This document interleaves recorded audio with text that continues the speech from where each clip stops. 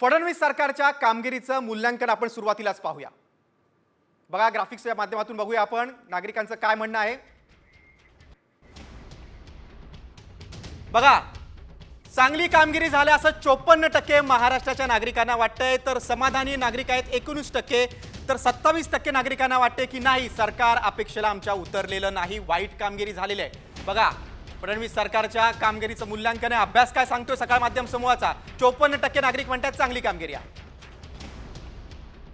समाधानी आहेत 19% नागरिक, तर वाईट कामगिरी झाली असं 27% महाराष्ट्राच्या नागरिकांना वाटतंय। आपण पुढच्या प्रश्नाकडे जाऊ। शेतकऱ्यांचं कोणत्या पर्यायाला प्राधान्य आहे ते सुद्धा आपण पाहूया, महत्त्वाचा मुद्दा आहे। अभ्यास काय म्हणतोय बघा, हमी भाव 60% नागरिक म्हणतात, कर्जमाफीचा मुद्दा महत्त्वाचा असं 27% लोकांना वाटतंय, तर सरकारी मदत फक्त 10% नागरिकांना वाटतंय, शेतकऱ्यांना वाटतंय तर सांगता येत नाही असं 3% जण म्हणतात।